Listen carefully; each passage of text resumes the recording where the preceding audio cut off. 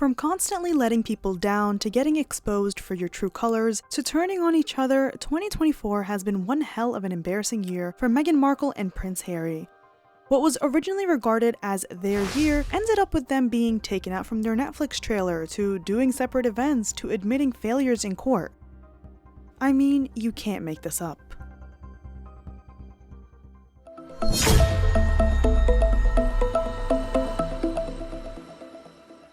Hey everyone, and welcome back to Scandalous Media. It's Angela here, and you guys love our Embarrassing Moments series on Harry and Meghan. So as we near the end of the year, I have compiled a list of the top 10 most embarrassing Meghan and Harry moments in 2024. If you guys like my coverage of Harry and Meghan, don't forget to hit the like button and use it as your personal embarrassment meter. It's one thing to think you've got it all figured out, but it's another to be downright cringe-worthy. Be sure to subscribe for new videos each week, check out our Meghan and Harry playlist, and follow us on our social media.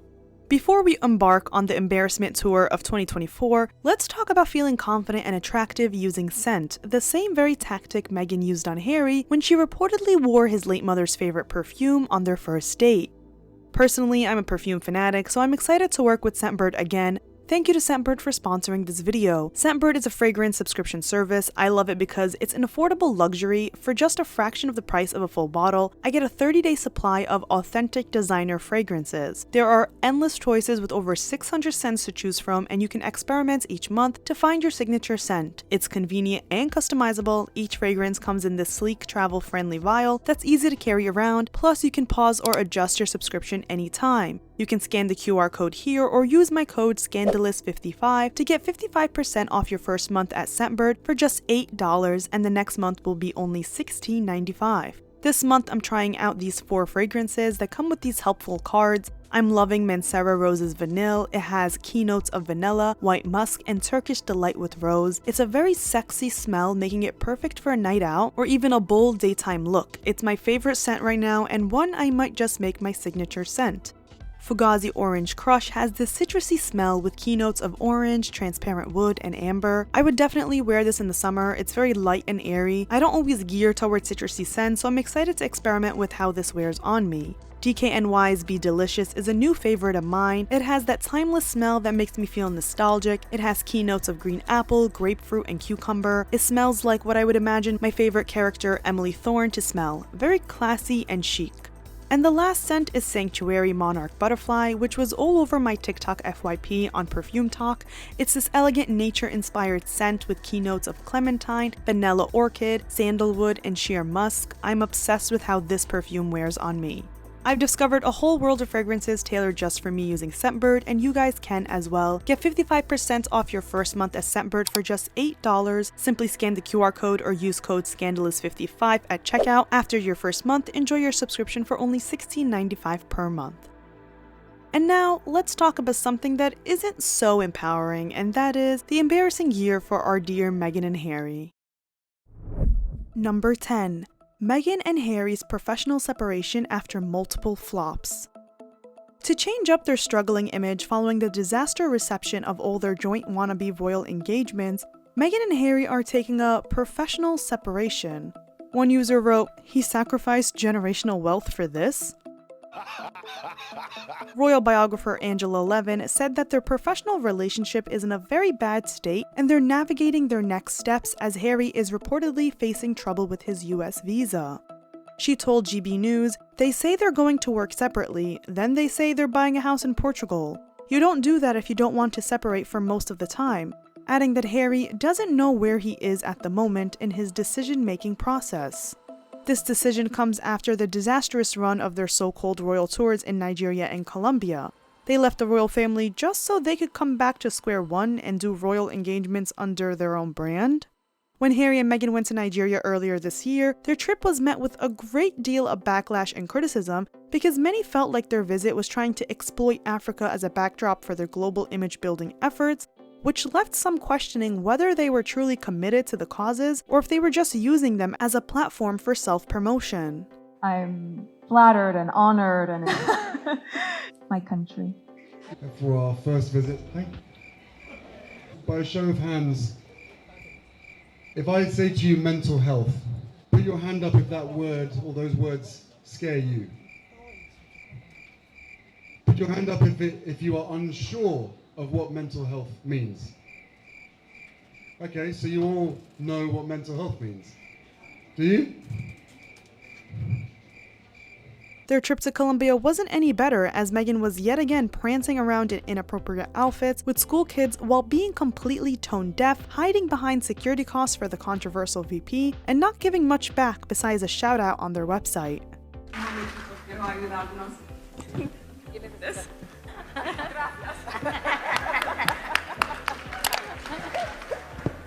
Mujeres ayudando mujeres. Shortly afterward, Meghan's bullying allegations took a turn for the worse when The Hollywood Reporter exiled her Gossip Girl style. Everyone is terrified of Meghan Markle. Since then, Harry has been doing solo engagements while Meghan hid in the alleyways of Montecito. This is how Harry has been promoting the Invictus Games, by the way. We're giving you a tattoo about the Invictus Games. All right, screw it. Let's go. Let's do it. I was thinking like my lower back or my Nobody wants to see your Harry. No, that's the place where no one's going to see it. You have got to be kidding me. Meghan has recently appeared for the Welcome Project, which supports Afghan women resettling in the US, but of course it's not a Meghan outing without detailing the entire event to one of her PR faves, Marie Claire. The author noted that, like her husband Prince Harry, Meghan has a remarkable ability to make everyone in the room feel not only comfortable, but truly valued, a skill that is highlighted as being particularly rare in her line of work. Is this before or after Meghan makes you cry at work? She is working her hardest to stomp out those bullying allegations, but no matter how much basic decency she gives to people, her actions towards her staff will always be louder. Reports suggest that their approach mirrors the shape of a Y, with shared foundations but different business directions. This raised speculation about the state of their marriage, especially after multiple events where their dynamic was strained, as we'll see in the rest of this video. To put the rumors of their tension to rest, they came together to appear in a joint video in honor of Veterans Day last month, with Harry admitting the pair has been at a crossroads with work in recent events. We are at a crossroads, where the urgency to reassess and redefine our approach to protecting children has become increasingly evident. Sure, Jan.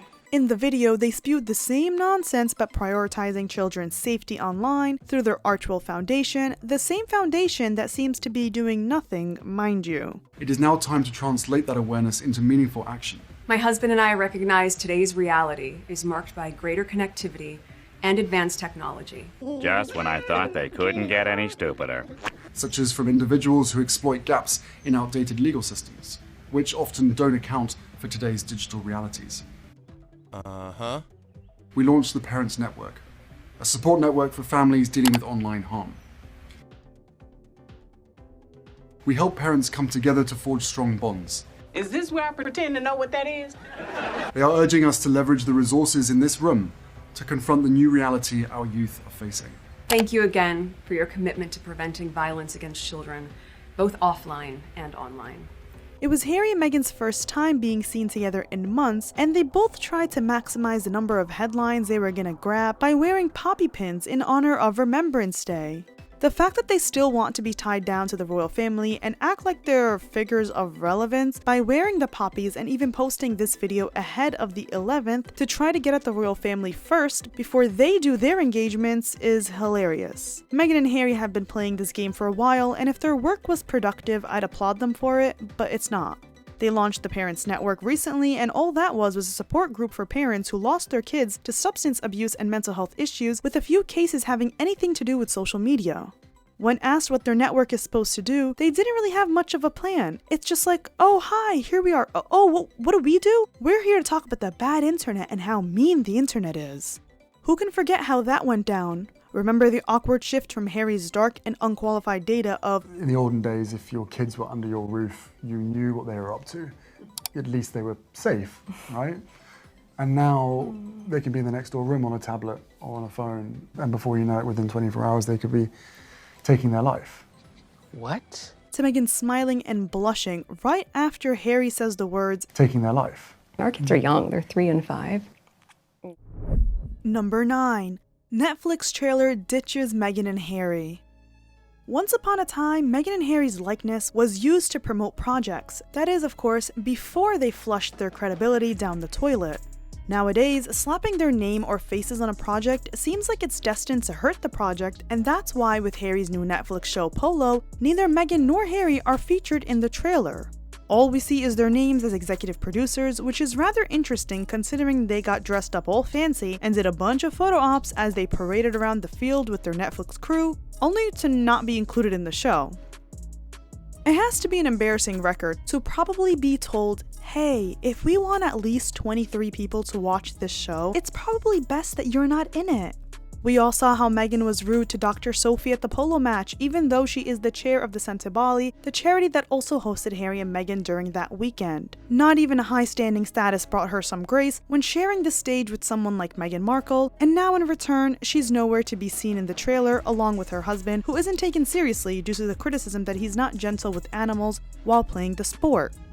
The trailer also seems to portray this lavish reality TV type of lifestyle, so the fact that this is the best that Harry and Meghan could come up with after nearly 5 years of leaving the royal family and being given half a decade to prove their alleged smarts is hilarious. The Daily Beast reports that one former friend of Harry's who played polo with him as a teenager said, "It's hilarious, but not in a good way. It's so tacky and cringy. It is literally all the worst things about polo. I watched it in appalled hysterics." Another former friend said, "The irony is that polo is actually a surprisingly inclusive sport these days. You do see plenty of rich kids, but there are also plenty of kids from less rarefied backgrounds who just happen to be fantastic riders who are sponsored by the teams. It doesn't look like this show is going to foreground that, which is a real missed opportunity." Something we often see with Meghan and Harry's tour of embarrassment is constant missed opportunities to highlight some good or make a real difference, which was a big issue seen in Nigeria and Colombia. But it's hard for these opportunities to shine bright when their opposing competition is Harry and Meghan's ego. A senior Hollywood executive told the Daily Beast, "This looks like it has failed to capture the imagination. They still have Meghan's cooking show to screen next year, but there is very little tolerance for pissing money away these days. It's debatable whether anyone cares about these two if they are not serving up outrageous stories about the royals. They are running out of last chances to prove that isn't so. If they can't, they could try to monetize their fame on social media. Plenty of people would still give Harry $1 million for a post." Number 8. Meghan's Thanksgiving hypocrisy. Meghan loves name-dropping and having her publicists run paid PR articles about the famous guest who joined her and her family for Thanksgiving last year, but nothing is more embarrassing than her outright hypocrisy. At the dinner for the Women of Southern California Welcome Project, Meghan heard a story about an Afghan woman who had been separated from her son for years, a story which Meghan claims touched her on a personal level. Wait for it. And so she asks, "As a mom, can you imagine not being able to see your child?" Shut up. I mean, is she serious? Her father has been begging to reconcile with her for years as it pains him that he can't see his grandchildren as he grows ill and old. But Meghan is all smiles, posing with Afghan women who have been through a lot. So it's painful to see them as some part of a PR ploy for Meghan to rehabilitate her public image. Meghan was asked how Americans can make women in similar circumstances to her guests feel more at ease in the United States, and she said, "It's really easy. Just think about how you'd want someone to treat you. How would you want someone to open their arms to you?" What does this even mean? What do you mean? Does she ever actually have good advice? And that's brave coming from her considering how she treated everyone at the palace, including Harry's grandparents, while also spending years in the media talking about feeling lonely as a working royal. I mean, she complained to Oprah that there were moments when Harry had to go to work, or go away, or moments in the middle of the night, which seems more like a personal problem if you ask me. But of course she took that moment to complain about how little there was for her to do, especially when she's come from such freedom. She even dared to compare that to people being in lockdown. This is the woman we have spearheading the Afghan Women's Initiative? Some self-awareness can help her, but no, she's too busy playing the victim and using actual victims as photo ops. She also said, "You find comfort in things you know, but you find so much community and connection in things you don't know as well." which is ironic because all she did was have a fit during her short days as a working member of the royal family, where she didn't at all try to learn or connect with the things she didn't know. Instead, she spent her time on Netflix complaining about not knowing anything, and during that dark period for all of us, she would have a fit if things weren't done the way she wanted them to be done. Whether that's the tiara she wanted from Princess Eugenie, to the condescending way she spoke to Princess Catherine as exposed by Harry and Spare. I'm having secondhand embarrassment just imagining her saying those phrases, knowing very well that she has cut off her entire family while also forcing Harry to cut off his family under the guise of protecting their invisible family while talking to people who haven't seen their family for years or even decades. Number 7. Harry as a second-class citizen in Meghan's world. When you see photos like this of Harry, you can't help but understand why everything is going downhill for their brand. For starters, everyone can see right through their efforts at desperately proving to people that they just want to help. And it seems like Harry is realizing that maybe Meghan isn't the partner he wanted standing next to him because he's not going to be able to get a sentence in without her claw taking charge. And if it's not the claw, then it's Meghan talking over him. Aside from watching Meghan's obsession with dominance in action, it's embarrassing for Harry that as a man, a husband, a brother, a son, all his life he's felt inferior. But now, he only has one person in his life who doesn't even try to pretend like he's an equal, but rather another pawn in the show. No wonder why they had to call a professional separation. All content of Harry showed how miserable and bored he looked.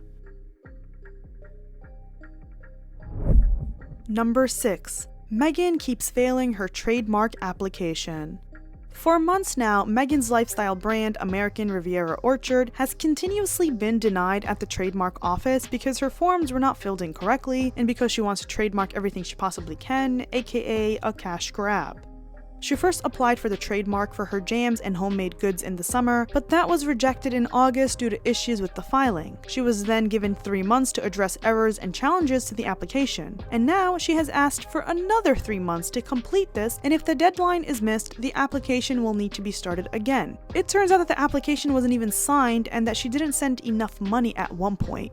I mean, what? What is it that she's possibly doing that she can't even fill out the trademark application correctly, not to mention that she's trying to trademark everything under the sun? In September, her trademark application was refused by the USPTO, who warned that businesses cannot trademark geographical locations and said that the addition of the word orchard does not diminish the primarily geographical descriptiveness of the applied. The government agency also warned that her product descriptions could fit into multiple trademark categories. Experts at the government agency spent weeks going through the papers but rejected the application because Meghan applied to market goods in 19 different classes but only sent enough cash to cover 17 trading groups. Then there were applications to sell items like gardening equipment, household goods, soap dispensers, and linen, which were deemed too broad and must be clarified. So it seems like she loves wasting everyone else's time. This only proves that this was another unorganized cash grab because this business venture was unveiled in March, and now 9 months later, there is still no release date or information about the products that customers can expect to be up for sale. What she has done, though, was send out jars of strawberry jam to an exclusive group of celebs and then followed it up with dog biscuits while teasing a future rosé wine range. Another firm owning the trademark Royal Riviera also challenged her application, noting that the owner, Harry and David, is an American institution founded in 1934 with annual sales of $1.7 billion and 3,300 staff, and that Meghan's off-brand can lead to a likelihood of confusion. On top of that, Meghan is reportedly struggling to find a CEO for American Riviera Orchard, while sources claim that she's happy running the business herself.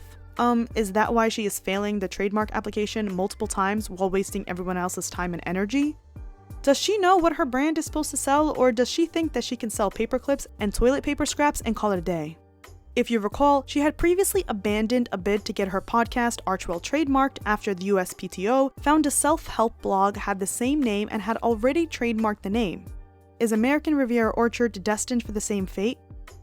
Radar Online reports that Meghan is embarrassed and has threatened to fire her high-powered lawyer after the attorney made her a laughingstock.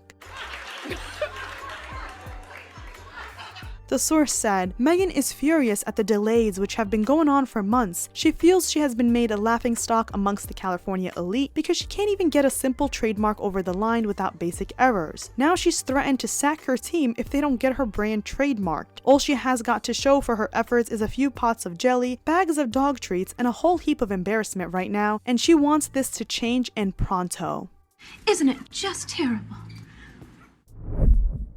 Number 5. Meghan clawing onto Harry at the ESPYs. We've approached the top 5.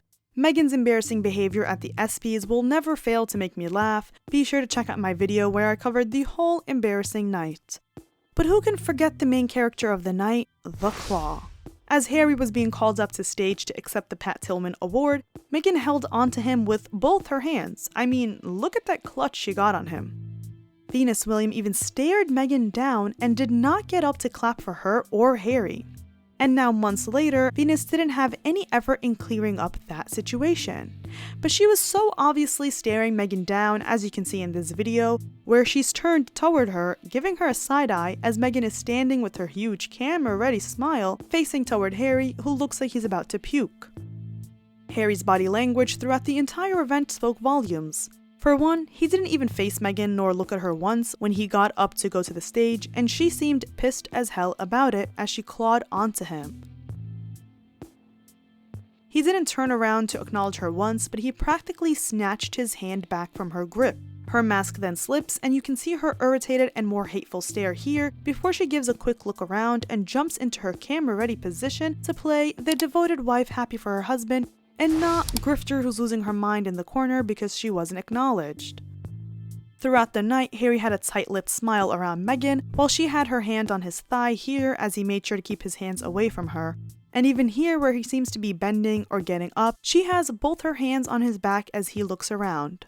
It's all so creepy and controlling, but also the norm for their dynamic as this strained tension between them becomes more evident with every public outing. Number 4. Meghan blocks a woman in Nigeria from standing next to Harry. Meghan's obsession with dominance led to one of her most embarrassing moments of the year, all because she simply couldn't hold back. In this one clip from the lunch with the Minister of Defense in Nigeria, Harry helps this woman up the steps because it is the gentlemanly thing to do, and look at that right there, Meghan's claw of control leaning to maneuver him around. You can even see her lean in front of him to see who the heck he dares to help up the stairs. Meghan doesn't acknowledge the woman at all who was moving to stand on the other side. Instead, we see Meghan maneuver Harry and point for him to stand next to her, putting the woman in an awkward situation, leading her to move back and stand at the edge of the platform. The woman even pointed out where she wanted to stand, but Meghan just gave her a careless smile and left her on the edge of the platform to make her dominance clear. And the poor woman is standing literally by the steps on the end of the stage, isolated, while Meghan stands there and gives her "I'm better than you" condescending smile. But here's the beautiful thing about karma. If you isolate someone, chances are you're gonna get isolated too. Number 3. Meghan isolated by Hollywood and branded as a bully. For the Hollywood Reporter to shun you in the way that it shunned Meghan, and for Meghan to have nothing to say in public about such a damning accusation besides a sappy Us Weekly spread, is embarrassing to say the least. As I expose in my deep dive about the entire story surrounding Meghan's bullying allegations, the Hollywood Reporter is regarded as Hollywood's Bible. They are a prestigious outlet that Meghan has worked with in the past. This year, they have confirmed that Hollywood has quit on Harry and Meghan, citing a source who said, "Everyone's terrified of Meghan. She belittles people, she doesn't take advice. They're both poor decision makers, they change their minds frequently. Harry is a very, very charming person, no airs at all, but he's very much an enabler, and she's just terrible." Another source said, "She's absolutely relentless. She marches around like a dictator in high heels, fuming and barking orders. I've watched her reduce grown men to tears." Throwing shade, the Hollywood Reporter wrote, "Their unsparing portrait of her is in marked contrast with the kindler, gentler image Markle has been painting of herself." Now, if you guys want to see what the Daily Beast had to say about Meghan, where they branded her as a demon boss, definitely go check out my deep dive video on that topic. But considering Meghan doesn't have much going on for her, You'd think that she'd at least fill out her trademark application correctly, but I guess taking out her anger on staffers is how she spends her days. Who said everyone is terrified of Meghan Markle. Number 2. Harry admits that he has no evidence in court. Harry has been going back and forth about a phone hacking case that was handled by Prince William decades ago, as per usual. It was enough that Harry had previously embarrassed himself in court when he said, "I don't know and I don't remember" multiple times, but he just had to keep going. Is it self-hatred? His lawyer, Mr. Sherburne, confirmed to the court that they had no real evidence, which resulted in the judge warning Harry's legal team to not make any unfounded allegations in the case against the male. Mr. Justice Nicholson said their accusations of phone hacking, burglary, and bugging needed to be backed up with admissible evidence or they have to withdraw their accusations. What's even more hilarious and embarrassing for Harry, who can't seem to do anything right, is the fact that it emerged in written submissions to the court that Baroness Lawrence launched her legal battle after Harry sent her a text message in January 2022 claiming there was information she would want to know about. A few days later, she met Harry's barrister, Mr. Sherburne, but Harry's text message is now missing, the court heard. According to the peer's solicitors, searches were conducted of Baroness Lawrence's messages and the message was not found, said Katrin Evans KC for Associated Newspapers. She said Baroness Lawrence has lost and possibly deleted an important document. So not only is Harry making a fool of himself, but he's now setting up other people. And on absolutely no factual basis, Harry is claiming that the Mail could have only exposed the stories they have exposed through phone hacking. What? Meanwhile, they had previously submitted their defense to the claims to the High Court earlier this year, explaining the legitimate sources for each article, including in one case naming a former Home Secretary as being the source of a story. The judge told Harry's lawyer, "You'll appreciate the difference between evidence which is subsequently demonstrated not to be correct and a lie." Harry's legal team and entire case had the court so baffled to the point where the judge had to explain to them what is a lie and what is a truth.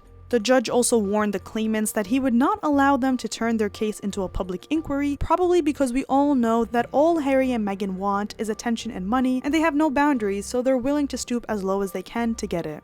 The case is set to cost up to £40 million and it's not expected to start until 2026. Nice to know he's using everyone's time and money wisely, said no one ever. Number 1. Millions spent on security for no one to care. Coming in at number 1 is the time Harry and Meghan had a whole security entourage only for no one to show up to their event in Colombia. On the third day of their tour, they went to a Caribbean drumming school, and the most embarrassing part of it all was that they had a police Black Hawk helicopter and a drone circling the sky while multiple roads were blocked off. They also had a black police anti-terrorist nuclear bioterror van and an ambulance parked outside, and yet this video shows that there was barely anyone turning up to see them.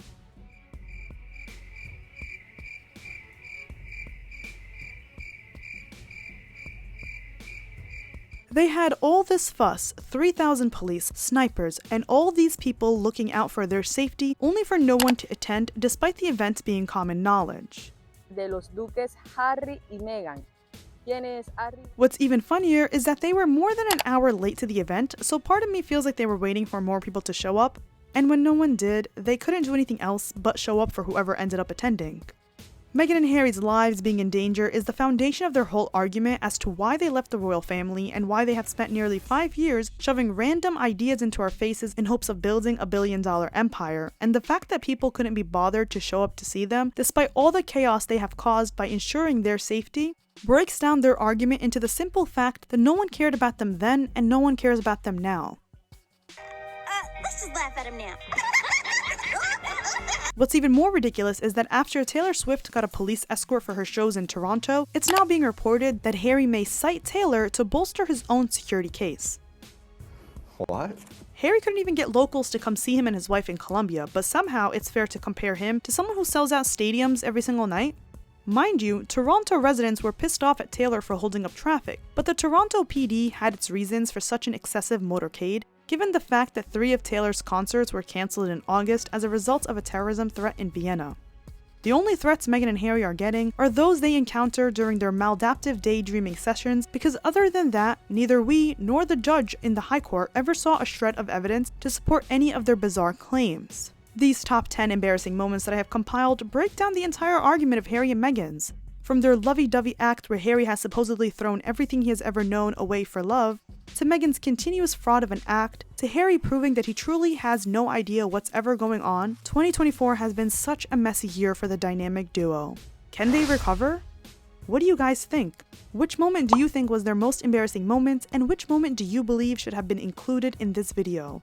Do you guys want a part 2? Let me know your thoughts in the comments down below. And thank you again to Scentbird for sponsoring this video. Give it a try by scanning my QR code here, or use my code SCANDALOUS55 to get 55% off your first month for just $8, and the next month will only be $16.95. I hope you guys enjoyed. Be sure to like and subscribe for new videos each week. Follow us on our social media, and as always, I'll see you next time.